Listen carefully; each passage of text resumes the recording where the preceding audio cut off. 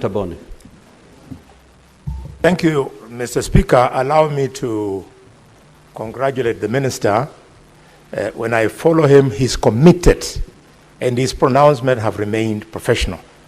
Mr. Speaker, whereas you have told us that you are going to recruit around 24,000 teachers, for which we are happy, given that Kakamega County alone, in my office, I have a list of 6,300 teachers hoping that I can help them to get employed. Can you confirm that it is not the ministry's policy that the only people who should benefit from the recruitment are children who are trained and qualified in science-related courses? If that is the case, as you have directed in the current recruitment, what is the fate of the others who are educated and trained by the government in non-science related courses?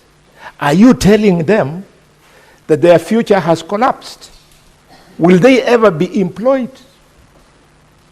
Or do you want them to be employed abroad, as the Minister for Labor has been cheating people that they can employ people abroad? These are very serious practical issues. And more so, Mr. Speaker, we have children who are now, in fact, not children, Senator Boni, you've asked your question. Now you're giving a speech. Allow me just press it a little bit so that the voters know that we are alive to their problems. Mr. Speaker, we have young adults aged 40, 41, 42, 43 years old. They have been waiting to be employed. And there is some rule in the ministry that once you are 45 and above, you cannot be employed. Where will these young people go? Senator for Nairobi City County. Honorable Speaker, in just the past 2 weeks, the Ministry of Education has actually conceded that when they were doing an audit of schools, out of the they had audited 12,000 schools out of the 17,500 and found that there were 50,000 ghost students. And in fact, the PS for Education, Bitok, was before the National Assembly, and he confirmed that the problem was most rampant in secondary schools. Now, the ministry sent money to these schools. They know the schools. They know the ghost students. Can the minister tell us today the names of those schools and the names of the persons who withdrew that money? Because by my math, if you are sending 16,000 shillings as capitation, then the country has lost almost 1 billion shillings in that financial year alone from these ghost students. So who are these people who are withdrawing this money? Senator Mwanagataya. Good, Honorable Speaker. I've been to quite a number of schools where I've found JSS classes mangled with primary schools. There's a lot of confusion in those primary schools where you find a graduate teacher, maybe is under the internship of a P1 teacher. I mean, there's a lot of confusion. What are you doing to make sure that you establish an independent JSS structure where we have an JSS which is just started on its own without necessarily having been put in a primary school? Senator Catherine Muma. Thank you, Honorable Speaker, for the opportunity to ask a question. Welcome CS to the Senate.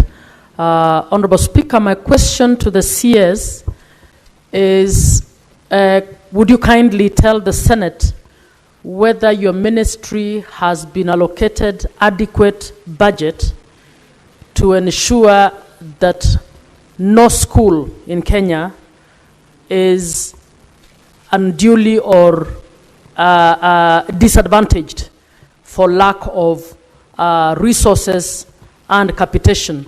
And if the budget you've been given is not adequate, what conversation are you having to ensure that you get this budget, because we have a responsibility to ensure that no child suffers, particularly in a discriminatory manner where some are assisted and others are not assisted. Senator Fernandi. Thank you, Mr. Speaker. I want to ask the Cabinet Minister of Education, what is his position? Because most of these challenges stem on the running and effectiveness of junior secondary schools. What is the ministry's position on the independence and governance structure of managing junior secondary schools, noting that it is distinct between lower primary schools and upper primary schools? Could you clarify, Mr. Speaker, noting that the JSS have been on the streets demanding that they need to be managed independently? And Mr. Speaker, I want to inform the government chief whip that there is no one cheating anybody. Kasi Maju is a reality. I will take him to some classes after this session. Senator Mbugua. Thank you, Mr. Speaker. CS, a recent inspection of many schools across the country reveals that these labs and the running facilities which are being put up do not have a universal design, and the majority of them are not accessible to the special needs teachers. What is the ministry doing to ensure that the special needs teachers who goes to the normal schools are catered for and they benefit from these facilities? Thank you. Honorable CS, you may now proceed to respond.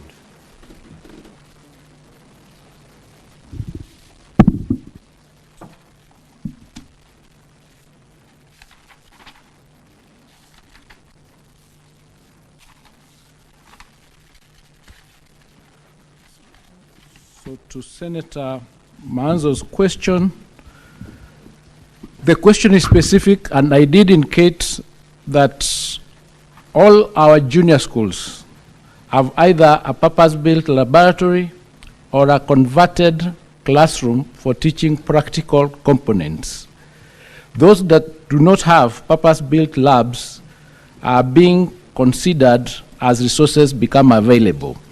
But so far, 20,926 of our junior schools have either purpose-built laboratories or classrooms converted into labs that can be used for practical lessons.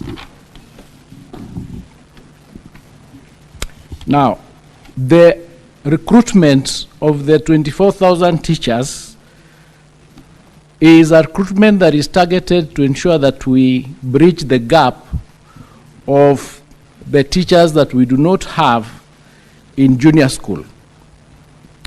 And that gap shows that out of the requirements that we have, 60% of them are STEM required teachers. So the recruitment would be at least 60% of those would be science or STEM trained teachers, and the rest will be those trained in the other arts and other science, social sciences. So it is not that there is one group that will completely not get employment. It is just that there is a discrepancy, and therefore it's an analysis that has been done, and to show we get the teachers that we need, and progressively, because next year we also have a plan of employing another 16,000. So we'll be able progressively to ensure that as we train our teachers, we are able to employ them. This last week, we held a conference of all the stakeholders in the education sector. And the question we asked ourselves, where should we start? Should we start from the admissions to what the universities or the colleges have, or should we start from what we require from the market?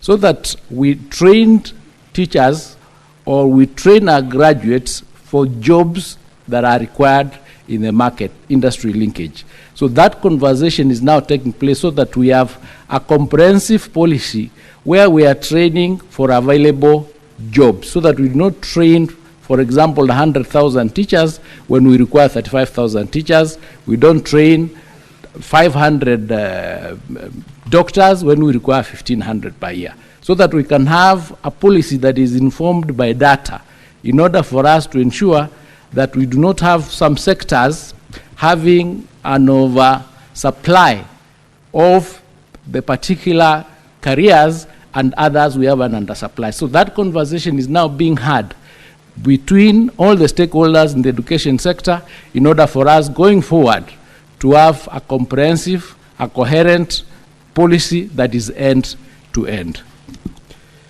Honorable CS, you have 3 minutes to... To Honorable Sifuna's question, yes, what we decided to do is after the Auditor General flagged out that she had done a specific audit for the last 4 years, a forensic audit for the last 4 years, where they discovered discrepancies, we decided as a ministry in this third term to only release resources to schools where we have verified the number of students that have been enrolled. That exercise is ongoing. We have done 75% of it. We have about 25% to go. And those anomalies are now being discovered. So what I would urge is that we will not be able to give you the full analysis as we speak until we complete.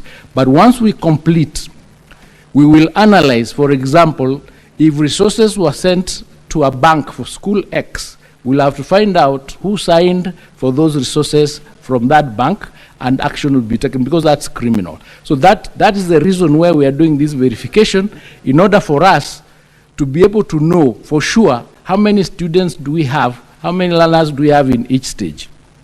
That question is tied to Honorable Muma's question on the basis of the budget, because the budget to our ministry is based on the number of students that we have, because we have a policy of 1,540 for primary school, 15,000 for junior school, and 22,200 and something for secondary school.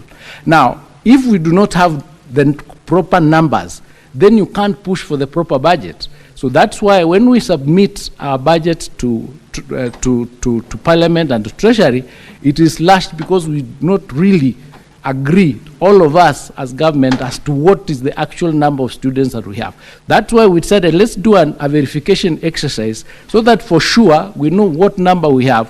When we submit our budget, it will not be subject then to slashing, because the numbers will be known by everybody. So it's going to help us make those decisions, and it's a good exercise. And where some people have committed any